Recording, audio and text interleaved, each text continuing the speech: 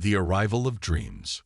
Michael Obara was a man whose heart beat in rhythm with the hopes and dreams of his ancestors. Growing up in the small Nigerian town of Nsukka, he had seen life in every shade, from the vibrant greens of the cassava fields to the dusty roads lined with makeshift stalls, where vendors hawked their wares with voices full of resilience. He had grown up listening to tales of resilience from his elders, stories of hardship, of overcoming obstacles, and of triumph in the face of adversity. But Michael knew that life held possibilities beyond the horizon of his small town. His father had often spoken of America with a mixture of admiration and curiosity. It was a land where, they believed, even a young man with little to his name could make something of himself. So when Michael received the news that he had won a visa lottery to the United States, it felt like destiny calling him across the ocean. He packed his belongings, said a tearful goodbye to his family, and set off for a place he had only ever seen in movies and heard about in stories. America greeted him with the shock of its pace. He found himself in a bustling metropolis, a city of steel and glass that soared into the sky, filled with people moving with an urgency he hadn't known. Securing his first job as a bus driver for the city's public transportation system felt like a small victory. It was a far cry from the desk job he had hoped for, but he didn't mind. In his mind, every shift was a step closer to the life he envisioned for himself, a life where his family back home could finally rest easy, knowing they had a son who had made it. Every morning, as he donned his crisp blue uniform, Michael felt a surge of pride. He would step onto his bus, gripping the leather steering wheel, as though it were his ticket to a better future. He wasn't just driving a bus. He was threading himself into the life of the city that had taken him in, learning the landscape of each street and alley, and memorizing the faces of regular passengers. In time, Michael became known for his kindness. His smile was the kind that could soften even the harshest city commuter's morning. He welcomed every passenger with the same warmth, an elderly man struggling with a cane, a mother juggling her groceries and toddler, or a businesswoman scrolling on her phone. He learned names, stories, and destinations, forming silent bonds with people he might never see again. But his kindness wasn't universally appreciated. The hustle of the city did not lend itself to patience, and some passengers grew irritated with his insistence on helping those who couldn't keep up with the pace. Occasionally, he would hear murmurs of discontent, whispers of complaint that prickled the back of his neck. "We don't have time for this," he would hear someone mutter. "Can't you just drive?" One rainy afternoon, Michael had his first encounter with the simmering prejudice that lay hidden beneath the surface of the city. He was helping an elderly woman with her shopping bags when a man in a business suit, a regular on Michael's route, grumbled loudly, "Don't they train you to stick to the schedule? We're all waiting here while you play the Good Samaritan." Michael ignored him, choosing instead to focus on the gratitude in the woman's eyes. But the words stuck with him, like small thorns pricking his heart. He had come to America hoping that kindness was universal, that the world would recognize sincerity. Yet he began to see that some people saw his compassion as a weakness, an inconvenience. It was a stark contrast to the values he had grown up with, where community meant looking out for one another. It wasn't long before he had a run-in with Frank Peterson, a man whose scowl seemed to be permanently etched onto his face. Frank boarded the bus almost every morning, briefcase in hand and irritation plain on his features. He was the kind of man who saw every second of delay as a personal affront. Frank embodied the frenetic, often impatient, spirit of the city. He worked in finance, a world of numbers and deadlines, and every glance at his watch seemed to deepen the crease between his brows. One morning, Michael found himself helping a mother and her young daughter, who were struggling to board in the rain. As he lifted the girl's stroller onto the bus, he heard Frank mutter under his breath, "Why do we always have to wait on this guy? Can't he just drive?" Michael, however, didn't respond. He had learned to let the remark slide off him, like water on a duck's back.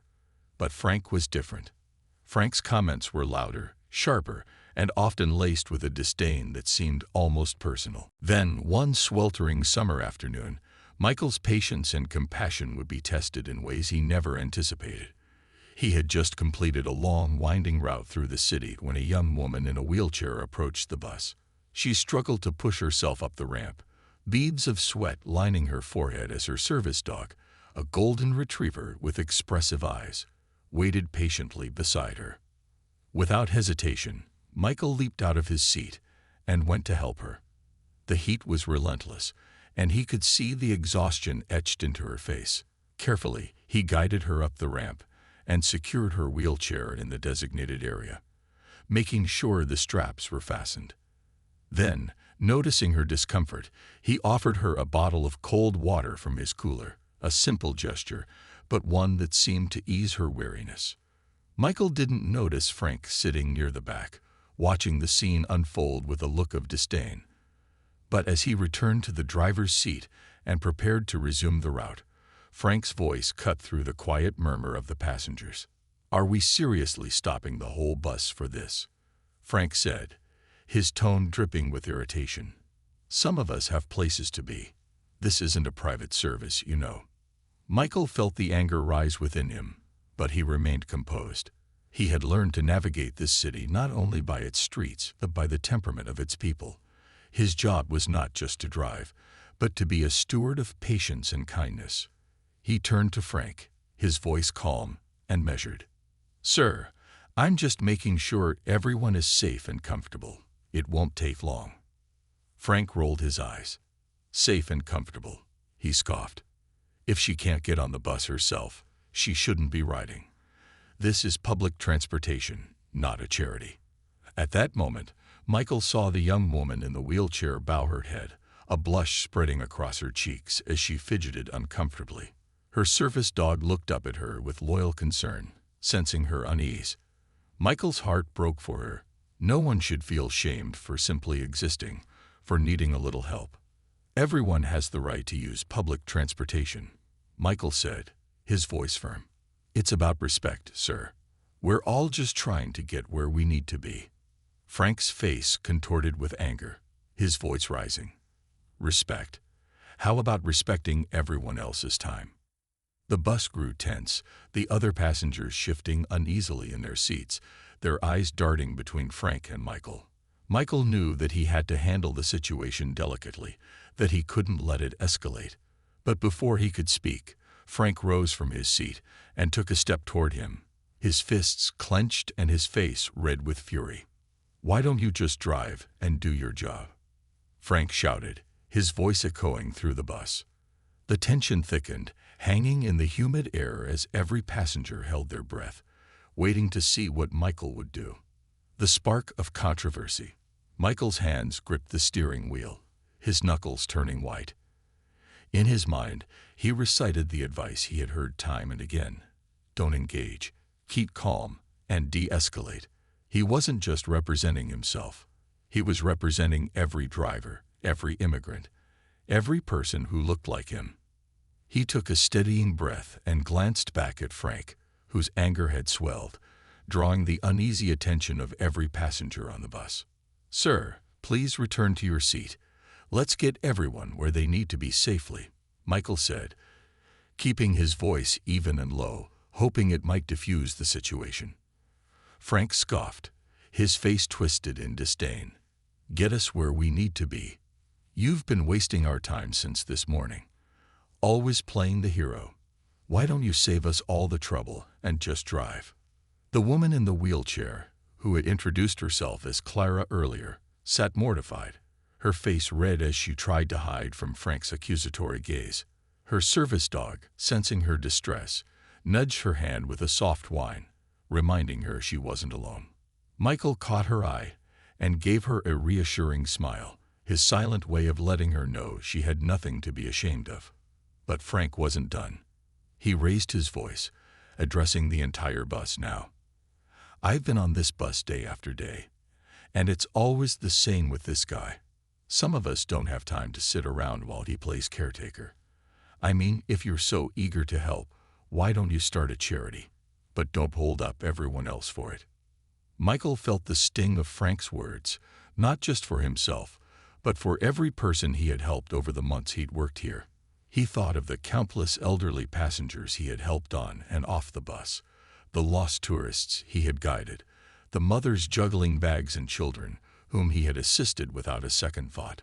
Was it really wrong to offer a little extra kindness in a city that was often too busy to stop and care? Finally, Michael spoke, his voice carrying a calm resolve that surprised even him. "Sir, kindness is not a charity. It's just what we do for each other. A few minutes of patience can make a world of difference." Frank rolled his eyes, clearly unimpressed. "Don't give me that moral high ground. It's just an excuse for not doing your job." And then, as if to punctuate his frustration, Frank pushed past another passenger and moved closer to Michael. His posture was intimidating, his fists clenched. It was a stance Michael had seen before, one that signaled trouble. He took a step back, trying to keep the space between them, but Frank leaned in, his eyes cold and hard. "You think you're some kind of hero, don't you?" Frank sneered. "Always helping the weak and the helpless. But who's helping the rest of us?" Before Michael could answer, Frank shoved him, causing Michael to stumble back against the driver's seat. A collective gasp went up from the passengers, who watched the scene with a mix of fear and disbelief. Clara's service dog began barking, sensing the danger to his owner and the disruption on the bus. Michael, regaining his balance, knew he had to act. He couldn't let this go any further. "Please step back, sir," he said, his voice now filled with authority. But Frank wasn't finished. His anger, once simmering, had reached a boiling point. He lunged at Michael, fists swinging wildly. Michael's instincts took over as he raised his arms to defend himself, backing away to avoid the onslaught. But he didn't strike back. He couldn't afford to, knowing the consequences that might await him if he fought back. The bus descended into chaos, with passengers shouting, children crying, and Clara clutching the handles of her wheelchair in terror. Some tried to intervene, but most were too stunned to move, paralyzed by the unfolding violence. Finally, an elderly man, one of Michael's regulars, managed to push himself between them. "Enough," he yelled, his voice trembling but firm. "This is a bus, not a boxing ring." Frank hesitated, his fist hovering midair, his face twisted in frustration. The elderly man continued, his voice now softer but still strong. "We're all trying to get somewhere, son. Let's just let the driver do his job." It took a moment, but Frank finally lowered his fists, breathing heavily as he glared at Michael. "You're not worth my time," he muttered, though his words dripped with venom. The situation seemed to deflate, the tension on the bus settling like dust after a storm. Michael felt his pulse slowing, his hands still trembling slightly as he took his place behind the wheel once more. The elderly man gave him a reassuring nod, as did a few others, silently thanking him for not escalating the situation further. The rest of the ride was silent, passengers exchanging tense glances, their eyes flickering between Frank and Michael. As they pulled up to Frank's stop, he stomped off the bus, casting a final, hateful glare in Michael's direction. Clara, who had remained quiet throughout the ordeal, looked up at Michael as they resumed the route. "I'm sorry you had to go through that," she said softly, her voice barely above a whisper. Michael smiled at her, shaking his head. "There's nothing to be sorry for. I just hope you're okay." She nodded, visibly shaken but grateful. "Thank you for standing up for me." As they arrived at the last stop on the route, Michael was exhausted, both physically and emotionally. He didn't speak to anyone as he parked the bus and made his way back to the depot. He was ready to leave this day behind, but little did he know, it had already begun to haunt him. The fallout begins. The next morning, as Michael walked into the depot, he sensed something was wrong. Colleagues avoided his gaze, murmuring in hushed tones as he passed. He felt their stares and wondered if something had happened, a silent tension filling the air. Finally, his supervisor, Carla, a woman with a reputation for being no nonsense but fair, called him into her office. Michael entered, his mind racing, wondering what this could be about. Carla sat across from him, her face serious, her hands folded tightly on the desk. "Michael, we received a complaint," she said, her voice calm but with an edge that hinted at the severity of the situation. "There's been an incident reported on your route." Michael felt his stomach drop. "What kind of complaint?" Carla sighed, glancing down at the papers on her desk before meeting his gaze again. "A passenger claimed you were involved in an altercation yesterday. They've even gone so far as to say you instigated it." Michael's mind raced, flashing back to Frank's taunts, his aggression, and the shove that had sent him stumbling backward. "That's not what happened," he said, struggling to keep his voice steady. "I was defending myself. The passenger, Frank, he was the one who attacked me." Carla nodded, her expression softening slightly, but there was still a trace of doubt in her eyes. "I've heard from some of your regulars that you're an excellent driver and that you're always helping people. But Michael, you know how these things go. Management is concerned, and they've decided to suspend you while we investigate." "Suspend me?" Michael's voice rose, his disbelief mingling with a sense of betrayal. "I didn't do anything wrong. I was protecting a passenger from harassment." Carla looked away, avoiding his eyes. "I understand, Michael, but we have protocols in place, and until the investigation is over, there's nothing I can do. This is coming from the top." Michael felt the weight of the decision pressing down on him. A suspension meant he would lose income. And worse, it meant his reputation could be tarnished. His family back home depended on him, and he had worked too hard to let this incident destroy everything he had built. With a heavy heart, he left Carla's office, feeling the weight of every step as he walked out of the depot. Outside, he leaned against the wall, taking in the gravity of the situation. The city that had once welcomed him now felt cold, indifferent to the kindness he had shown, ready to discard him at the first sign of trouble. But Michael knew he couldn't give up. He had faced prejudice before, but this time he was determined to fight back. He would tell his story, no matter what it took, and prove that he was a man of integrity. And somewhere, deep inside him, a fire began to burn, a resolve to stand up for himself, for Clara, and for everyone who believed that compassion should never be a punishable offense. The video. Unbeknownst to Michael, a passenger on the bus had recorded the incident. The shaky footage, capturing Frank's aggressive stance, Michael's calm responses, and the tense exchanges, had already started to circulate online. As he sat on his small couch that evening, trying to understand what had gone so wrong, his phone buzzed with a message. It was from one of his regulars, a friend who had managed to get hold of the video. "Michael," the message read, "I saw the video. The world needs to know the truth. We're with you." Michael watched the footage, his heart aching with a mixture of frustration and hope. Perhaps, he thought, this was a chance. The world would see what happened, and he could clear his name.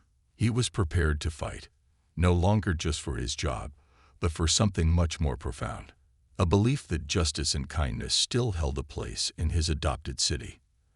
As the video continued to circulate, gathering views and igniting discussions, the story began to take on a life of its own. People were watching, sharing, and commenting, and a single question began to rise from the crowd. Was kindness really a weakness, or was it the strength the world so desperately needed? The fire within Michael burned brighter, ready to face the battles ahead. Truth in the spotlight. As the days passed, Michael's suspension hung over him like a cloud, casting a long shadow across every moment. Though he kept telling himself he would be cleared, that people would see through Frank's lies, he couldn't ignore the gnawing fear that his life in America might unravel in a way he couldn't control. The video had made its rounds online, gaining traction as people across the city, and even further, saw the footage of Frank's confrontation and Michael's calm response. But as the video's popularity grew, so did the controversy surrounding it. News outlets picked up on the story, and soon reporters were trying to reach him, their questions sharp and probing. Michael didn't know who to trust. In the few days since his suspension, he had already felt the sting of public opinion turning, each headline twisting the incident to fit a different narrative. One morning, as Michael sat by his apartment window, his phone buzzed again. This time, it was Clara, the young woman in the wheelchair who had been at the center of it all. They hadn't spoken since the incident, but her message was simple and full of warmth. "Michael, I saw what they're saying about you, and it's not right. Please let me help tell the truth."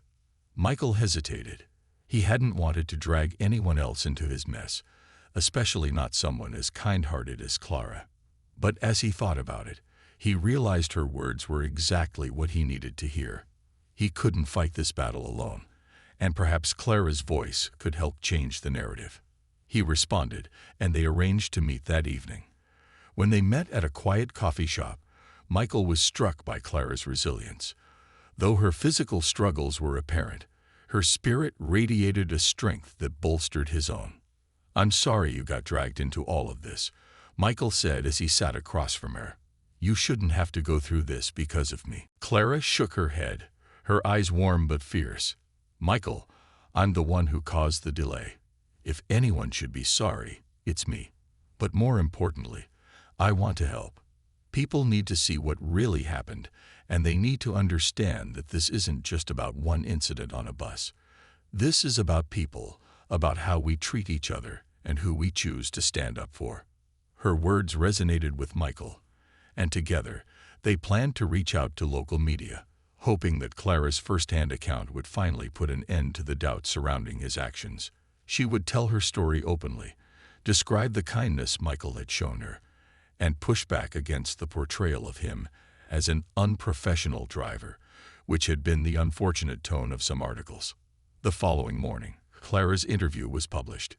In it, she described Michael as a man who cares deeply about every person who steps onto his bus, a driver who showed compassion in a city that often didn't have the time for it. She spoke about how he had lifted her spirits on countless occasions, offering her a sense of dignity and respect in a world where people often looked past her. Her testimony began to shift the narrative, and people started to pay attention. Social media erupted with comments and messages of support for Michael.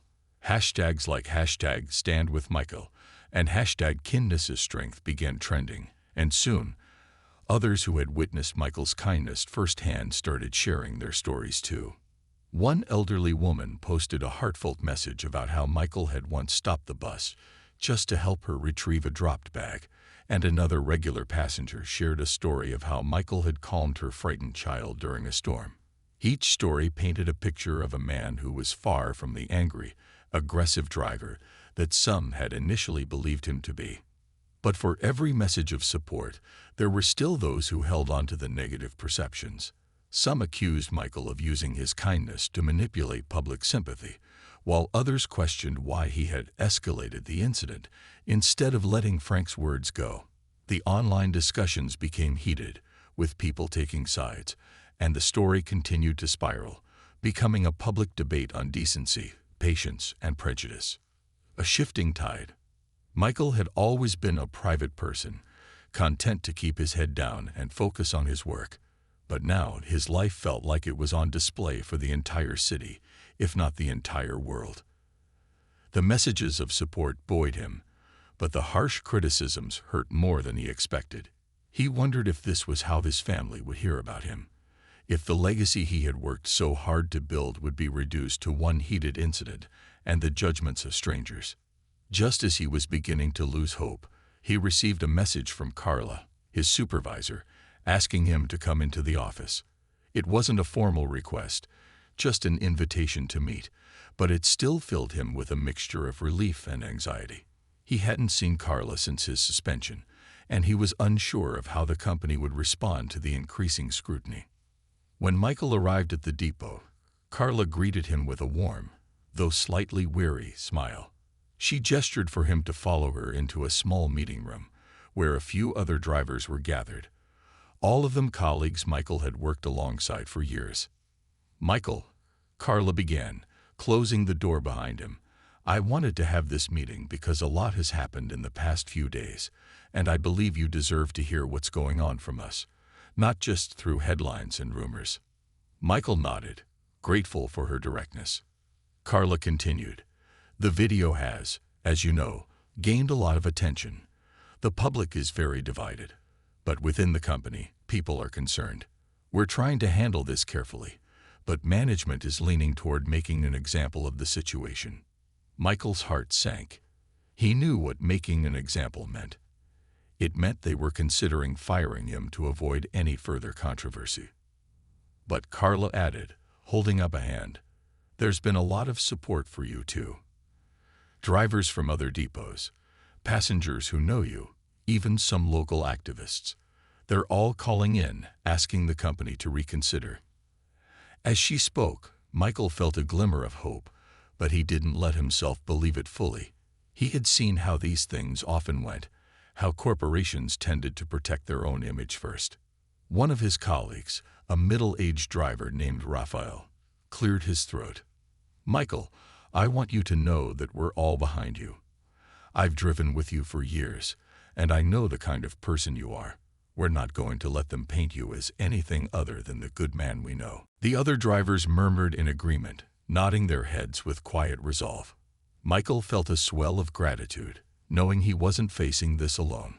Still, he couldn't shake the feeling that the decision would ultimately be made by people who didn't know him, who hadn't seen the daily kindnesses he offered to strangers on his route. Then Carla shared some unexpected news. "There's one other development, Michael. The CEO himself has taken an interest in this case." Michael blinked in surprise. The CEO was a man he had only seen in company newsletters and occasional video conferences, a figure so high up the ladder that he seemed untouchable, almost mythic. The idea that the CEO would personally review his case was both terrifying and somehow hopeful.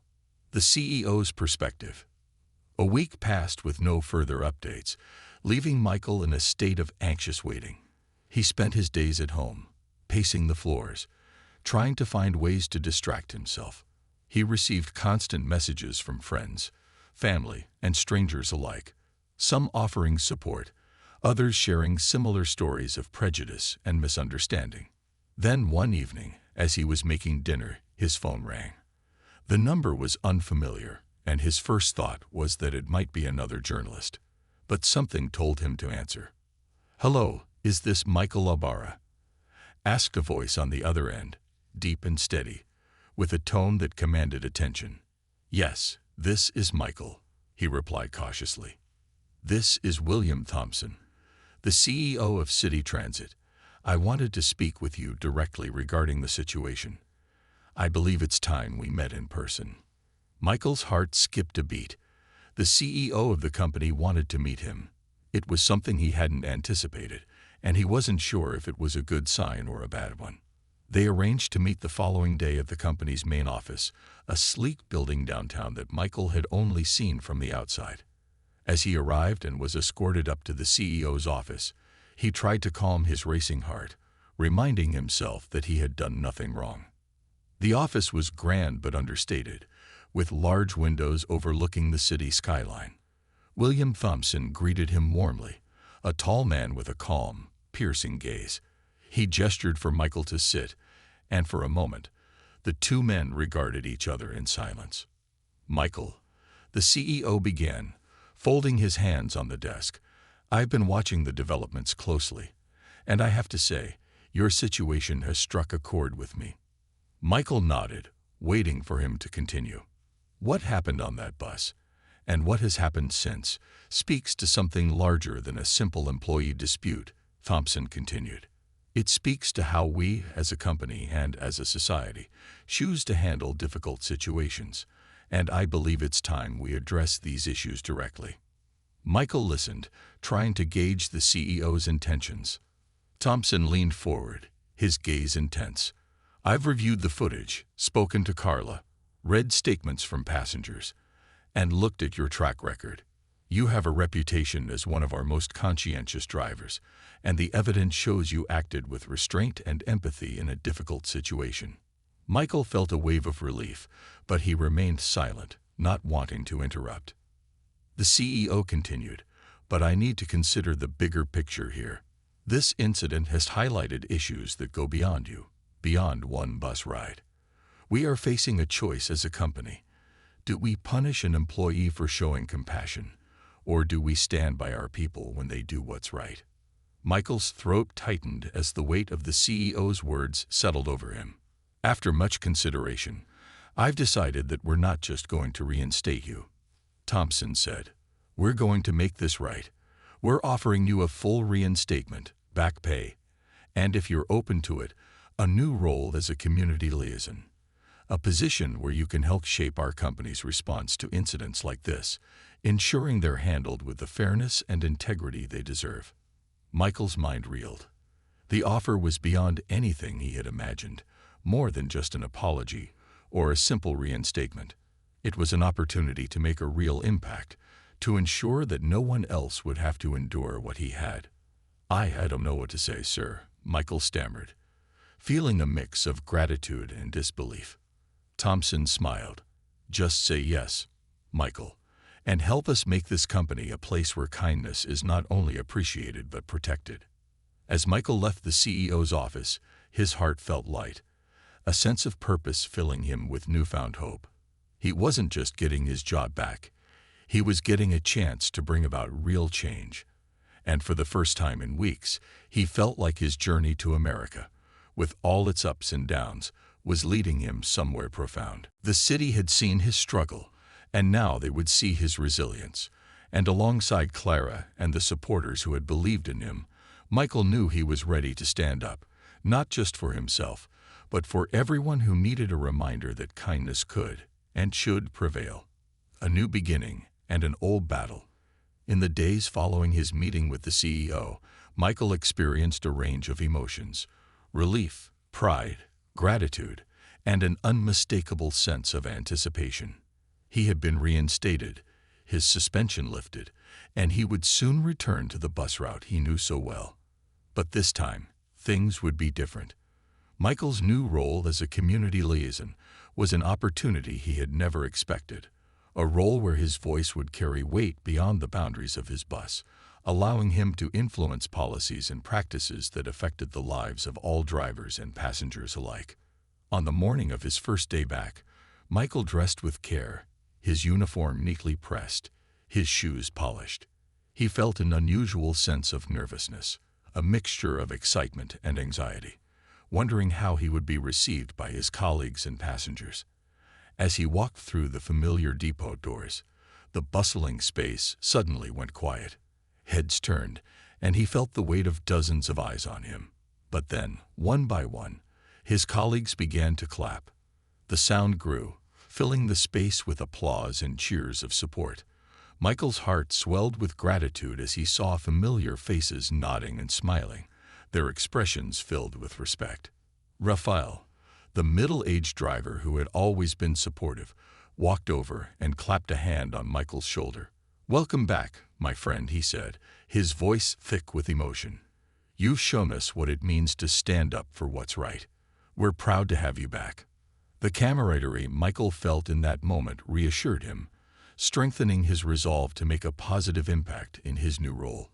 But he also sensed that not everyone in the depot shared the same sentiment. A small group of drivers lingered at the back, their expressions tense and wary. They watched the celebration with crossed arms and narrowed eyes, whispering among themselves. Michael recognized a few of them. Drivers he had worked with for years, who had often exchanged complaints about management and company policies, but had never been particularly friendly with him. He realized that for some, his sudden rise and public support had only fueled resentment. Later that day, as Michael went over his responsibilities in the new role with Carla, his supervisor, she didn't waste time addressing the issue directly. "Michael," she began, folding her hands on her desk, "I want to be honest with you. There's been some resistance to your return. Some people feel, they feel that this situation has given you an advantage." Michael looked at her, frowning. "An advantage?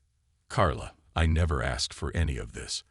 I just wanted to do my job and treat people with respect."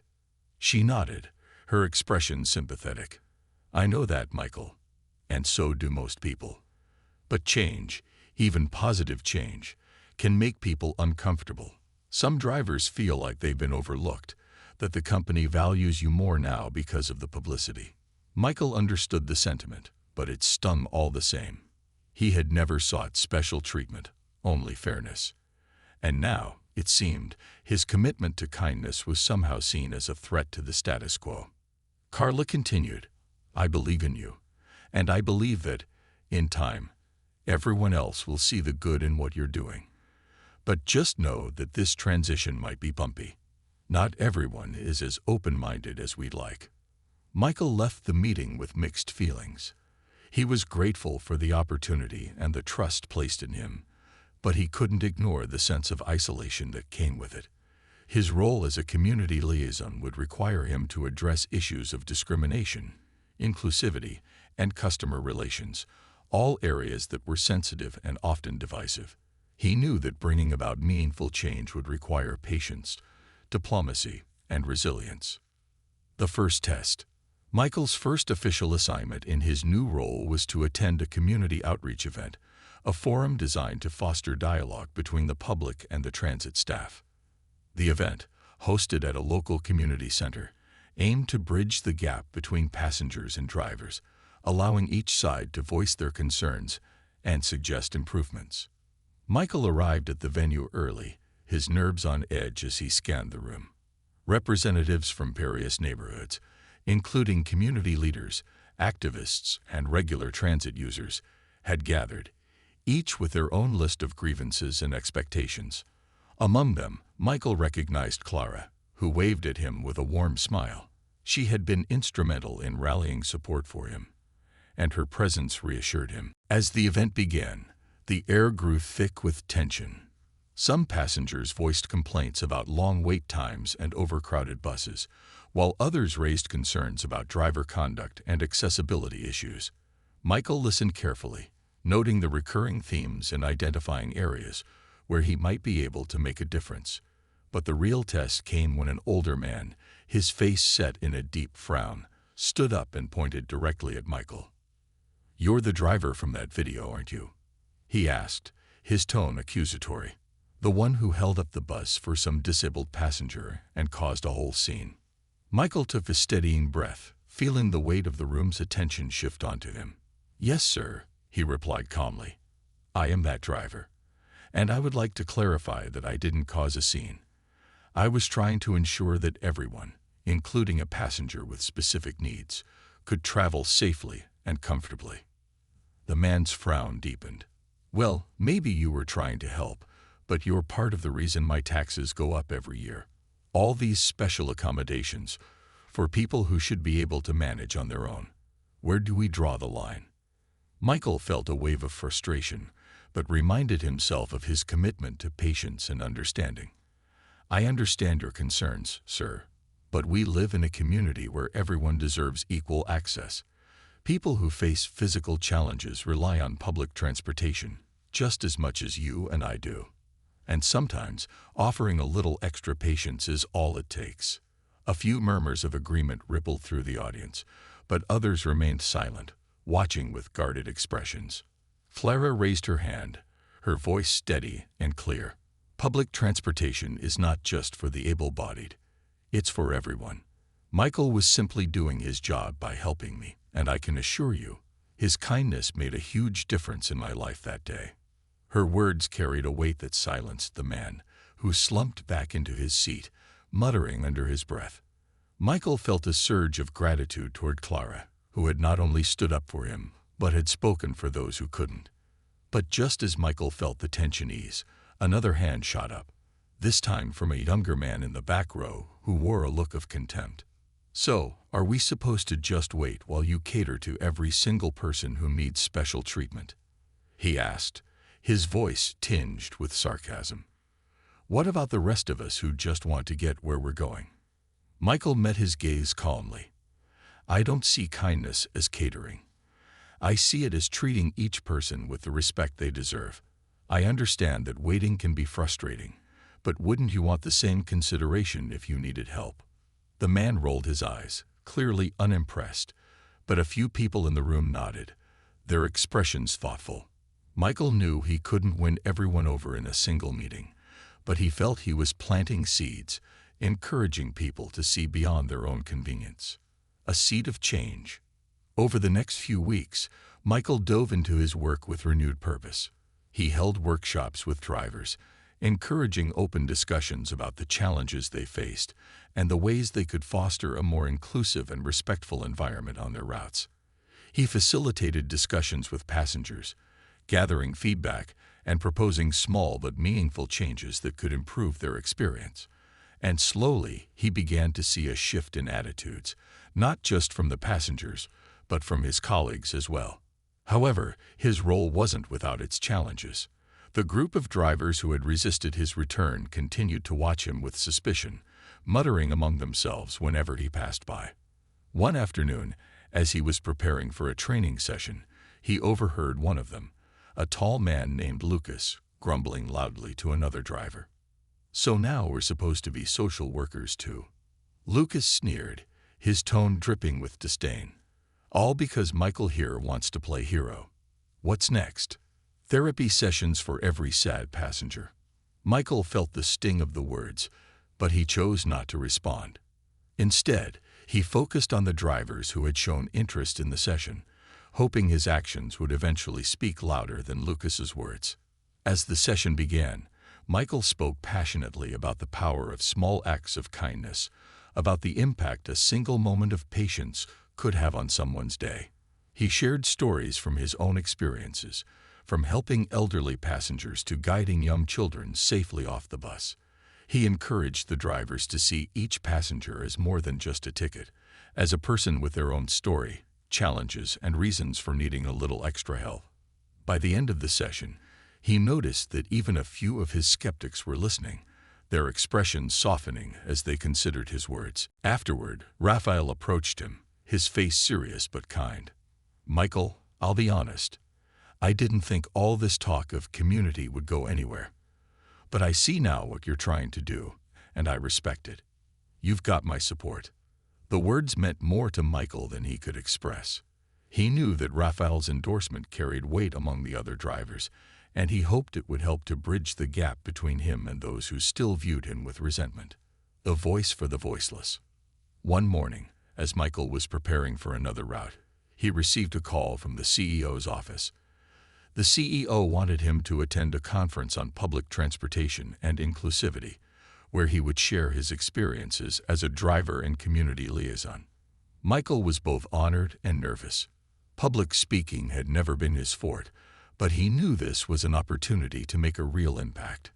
The day of the conference arrived, and as Michael stood on the stage, facing a room filled with transportation officials, community leaders, and fellow drivers from around the country, he felt a surge of determination.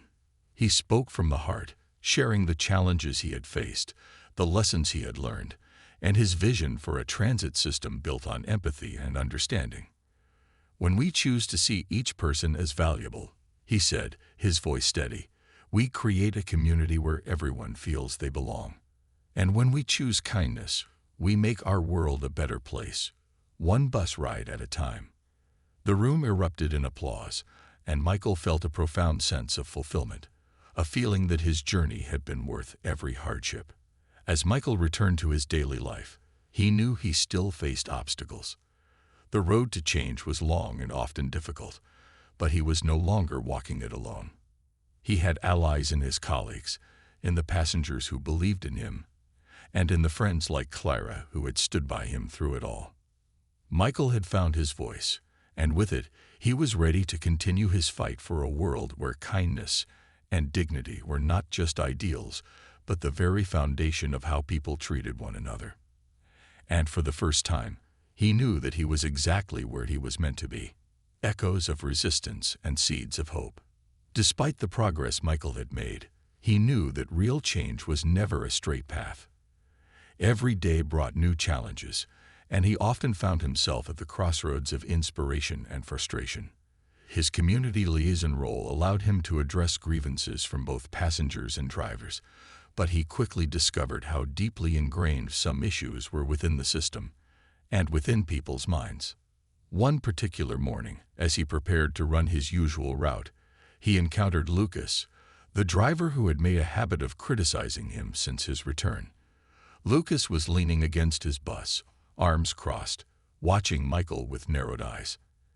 It wasn't unusual for Lucas to be there, but today his posture seemed different, almost confrontational. Michael felt a ripple of tension as he approached. "You know," Lucas began, his voice low but full of intensity, "some of us don't appreciate being told how to do our jobs by someone who just showed up a few months ago." Michael met Lucas's gaze, keeping his expression calm. "I'm not here to tell anyone how to do their job, Lucas. I'm here to help us all make our routes better for everyone, drivers and passengers." Lucas scoffed, shaking his head. "Better for everyone, huh? You mean better for those who get the special treatment? All this attention because of one incident, and now you're some kind of hero." Michael felt a surge of frustration, but took a steadying breath, reminding himself of his commitment to empathy. "Look, Lucas, I know this change hasn't been easy, and I understand if you feel overlooked. But this role isn't about me. It's about making sure everyone feels safe and respected, no matter who they are." Lucas's eyes flashed, his voice rising. "Don't lecture me about respect, Michael. Some of us have been here for years, dealing with difficult passengers every day, without anyone giving us a promotion or public sympathy. You don't get it. You don't know what it's like to do this job without the whole city cheering you on." Michael was about to respond when Carla, their supervisor, appeared around the corner, her eyes darting between them with a concerned frown. She placed a hand on Lucas's shoulder, gently guiding him away. "Lucas, let's not do this here," she said softly. "We all have a job to do." Lucas shook her off, muttering something under his breath as he walked away, his shoulders tense. Carla sighed, turning to Michael with an apologetic look. "Sorry about that," she said, her voice weary. He's struggling with all this change. But I can see the difference you're making, Michael, and I want you to know it's appreciated." Michael nodded, grateful for her support, but feeling the weight of Lucas's words. He understood that Lucas's resentment was about more than just jealousy. It was about feeling undervalued in a system that often overlooked the quiet, thankless efforts of people like Lucas. For some, Michael's rise symbolized a shift in priorities they didn't fully understand. That day, as he drove his route, Michael couldn't shake the conversation. He wondered how many others shared Lucas's feelings, how many of his colleagues resented the attention he had received without understanding the journey that had brought him here. He decided then that he needed to find a way to bridge that gap, to bring his colleagues along on this journey rather than pushing forward alone. Building bridges. In the weeks that followed, Michael initiated a series of informal meetups with other drivers. He invited anyone interested to join him for a casual conversation after work, no agendas or structured discussions, just a place to talk about the challenges they faced on the job and share their stories. The first meeting drew only a handful of drivers, most of whom were already supportive of Michael. But as the word spread, more and more of his colleagues began showing up, curious to see what he had to say. Even Lucas eventually attended, though he stood off to the side, arms crossed, observing in silence. Michael began each session by listening. He wanted his colleagues to feel heard, to know that their frustrations and struggles were valid. Drivers spoke of the pressure to keep to a tight schedule, the lack of support when dealing with difficult passengers, and the exhaustion that came from working long shifts with few breaks. They shared stories of near misses on the road, of passengers who had shown them kindness, and of moments when they had gone above and beyond for someone in need. As the stories unfolded, Michael could see a shift in the room. Drivers who had once been skeptical began to nod in agreement, realizing they shared more in common than they had thought. Michael knew that for some, these gatherings were the first time they felt truly seen and appreciated. At one session, Michael shared a personal story that had been on his heart since he'd arrived in the U.S. "I came here from Nigeria," he began, his voice steady but soft. "I came with dreams of a better life, just like many of you. But I also came with the understanding that kindness is a universal language. In my village, we looked out for each other, no matter who we were or what we had. And that's something I've carried with me here. He looked around the room, meeting each driver's gaze. I know that our job isn't easy, but every day we have the chance to make someone's life a little brighter. Whether it's a smile, a helping hand, or just a moment of patience, we're doing more than driving buses. We're serving people, and I believe that's something worth taking pride in. Lucas, who had been leaning against the wall, watching with a skeptical expression, finally spoke up. "That's all well and good, Michael," he said, his voice tinged with cynicism. "But it's easy for you to say now. You've got the company's backing. What about the rest of us who don't get that kind of support?" Michael took a breath, choosing his words carefully. "That's why I'm here, Lucas. I'm not just advocating for myself. I want all of us to have the support we need. And that starts with us coming together, sharing our experiences, and pushing for changes that benefit everyone." Lucas remained silent, his expression unreadable, but Michael sensed a slight softening in his stance. He knew it would take time to fully earn Lucas's trust, but he was willing to put in the effort. After all, change wasn't just about policies. It was about people, a growing movement. As Michael continued his work, the impact of his efforts began to ripple through the community. Passengers noticed the shift in driver attitudes, the increased patience and attentiveness that many showed toward them. Complaints of unkind behavior dwindled, and letters of gratitude started appearing in the depot, handwritten notes from passengers thanking drivers for their kindness. One letter, addressed to the company, described a driver who had stopped to help an elderly woman with her groceries, even though it delayed the schedule. Another letter praised a driver for staying calm during a difficult incident with a rude passenger, choosing to respond with grace rather than anger. These letters didn't just boost morale. They became tangible evidence of the power of kindness. Carla began reading them aloud at staff meetings, encouraging drivers to take pride in their work and recognize the difference they were making. Inspired by the feedback, Michael decided to organize a Community Appreciation Day, an event where drivers and passengers could come together to celebrate the shared space they inhabited every day. He worked with local businesses to secure donations for refreshments, and he invited passengers to bring their families, creating an atmosphere of warmth and connection. The day was a resounding success. Passengers and drivers mingled, sharing stories, laughter, and a newfound respect for one another. Michael watched as Clara, his friend and steadfast supporter, spoke with a group of drivers, her laughter infectious as she recounted stories from her daily rides.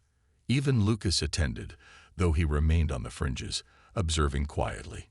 Michael noticed him smiling once or twice, and he felt a flicker of hope that Lucas might finally be coming around. The call for change. Following the community day, Michael was invited to speak at another conference, this time on the importance of inclusivity in public services. He felt a profound sense of responsibility, knowing that his voice now represented more than just his own experiences. It represented the voices of his colleagues, passengers, and everyone who had ever felt unseen or undervalued.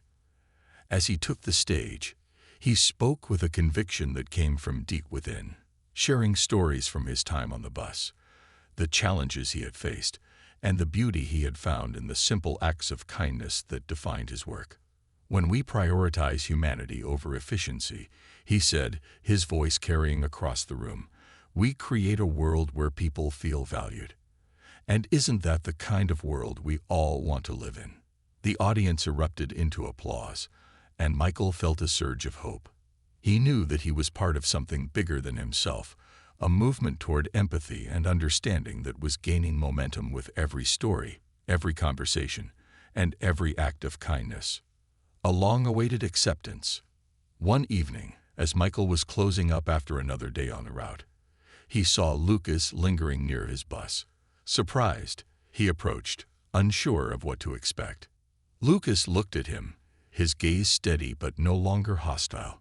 "Michael," he began, his tone softer than usual. "I wanted to say, I've been thinking about what you said, about how our work is more than just a job." Michael nodded, waiting. Lucas continued, I haven't always agreed with you, and I'll admit, I resented the way the way you got all this attention. But I see now that it wasn't about you. It was about all of us. And maybe I was too quick to judge. Michael smiled, extending a hand. It takes courage to say that, Lucas, and I appreciate it. Lucas shook his hand, a hint of a smile tugging at the corners of his mouth. Keep doing what you're doing, Michael. Maybe this city needs it more than we realize.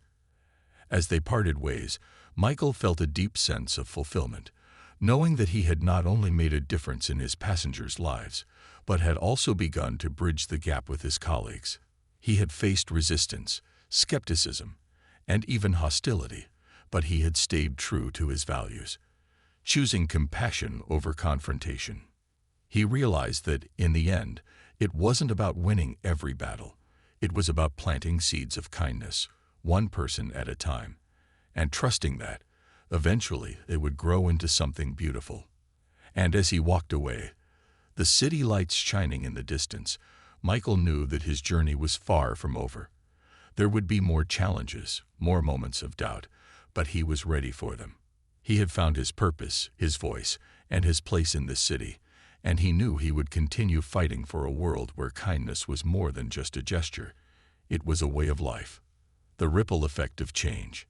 As the months rolled on, Michael's influence in the transit community began to extend beyond just his role as a bus driver or even as a community liaison. He had become a symbol of resilience and compassion in a world that often valued speed and profit over humanity. His face and story appeared in newspapers and local TV interviews, where he continued to advocate for kindness, patience, and inclusivity in public spaces. The public's response was overwhelmingly positive, and the city itself seemed to be waking up to the need for a more humane approach to public service. But Michael knew that real, lasting change was often slow and required persistence. The seeds he had planted were beginning to sprout, but to ensure they took root, he'd have to nurture them, even in the face of challenges. He was determined to keep pushing for improvements, not only for the passengers, but also for the drivers who shared the burden of maintaining the lifeblood of the city, transforming the system from within.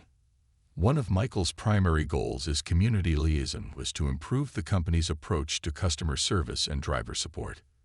He wanted his colleagues to have the tools, training, and support they needed to manage difficult situations on their routes effectively and compassionately. He spent long hours drafting proposals and working closely with Carla and the city's transit board to implement training programs that would equip drivers to handle a diverse range of passengers and situations. The result was the Drive with Dignity initiative, a program designed to teach conflict resolution, accessibility awareness, and emotional resilience. The program emphasized the importance of treating all passengers with respect and patience, regardless of their background or needs. To Michael, the initiative represented a small but vital step toward changing the transit culture, a culture that had historically valued efficiency over empathy. The first few training sessions were met with mixed reactions. Many drivers were open to the program and appreciated the chance to learn new skills, but others were skeptical, seeing it as just another corporate attempt to control their actions. At one of the initial sessions, Lucas, who had become a tentative ally, raised his hand during a discussion. His question was met with silence as everyone turned to look at him. "This is all well and good," he said, his voice thoughtful, "but what about the stress we face every day? No amount of training can change the fact that we're overworked and underappreciated. Are we going to address that too?" Michael nodded, recognizing the validity of Lucas's point. "You're absolutely right, Lucas," he replied. "This program isn't just about changing how we treat passengers. It's also about recognizing the challenges we face as drivers. And that's why I'm pushing for better support for us too. Mental health resources, regular breaks, and a system that values our well-being as much as it values our performance." Lucas seemed to consider this, nodding slowly. "All right, Michael. I can get behind that." With Lucas's cautious endorsement, the program began to gain traction. Drivers who had once resisted the training found themselves embracing it, recognizing that it was helping them not only manage difficult situations, but also build stronger connections with their passengers. The program became a point of pride for many, and Drive with Dignity quickly became a cornerstone of the transit company's public image, a catalyst for community conversations. As Drive with Dignity took hold, Michael's influence extended beyond the depot and onto the city streets. Word spread, and soon community organizations, schools, and even local businesses began reaching out to Michael, asking him to speak about the impact of compassion and inclusivity in public service.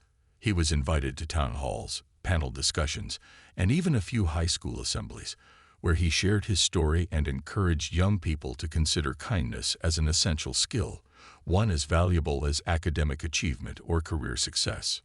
One evening, he was invited to speak at a local university, where a packed auditorium awaited him. The room was filled with students, professors, and local residents, all eager to hear from the man who had turned a single act of kindness into a movement. Michael stood before the crowd, taking a moment to gather his thoughts. He began with the story of his journey from Nigeria to America, sharing the challenges he had faced and the dreams that had driven him. He spoke about his family back home, about the values they had instilled in him, values of compassion, resilience, and community. "When I arrived in America," he said, his voice carrying a quiet strength, "I thought I had come here to find success, to build a life that would make my family proud. But what I discovered was that success isn't just about what we achieve for ourselves. True success is about what we give to others. It's about creating a world where everyone feels they belong." The audience was silent, captivated by his words. Michael went on to describe the importance of standing up for kindness, even when it wasn't the easiest choice, even when it drew criticism or resistance. "We all have the power to make a difference," he concluded, "whether we're driving a bus, teaching a class, or running a business. Kindness is the most powerful tool we have. It's the foundation of community, the glue that binds us together." As he finished, the auditorium erupted into applause, and Michael felt a profound sense of purpose. He was no longer just a bus driver. He had become a voice for a movement, a reminder that kindness could, and should, be the foundation of every interaction. A life forever changed. With the momentum of the Drive with Dignity program and his growing influence in the community, Michael found his life evolving in ways he hadn't expected. He was approached by local organizations that wanted to partner with the transit company to create more inclusive and accessible public spaces. Schools invited him to lead workshops for students, teaching empathy and conflict resolution skills to the next generation. One day, he received an invitation from the mayor's office. The city had taken notice of his work, and they wanted him to join an advisory board focused on inclusivity and accessibility in public services. Michael was honored, and though the role came with new responsibilities, he knew he couldn't turn down the opportunity to make a broader impact. As he settled into this new role, Michael often thought about his journey and how far he had come. He remembered the dusty roads of Nsukka, his family's humble home, the faces of his loved ones who had cheered him on from across the ocean. He was living a life they had dreamed for him, a life he had never imagined for himself, and he felt a profound gratitude, not only for the opportunities he had been given, but for the resilience he had developed along the way.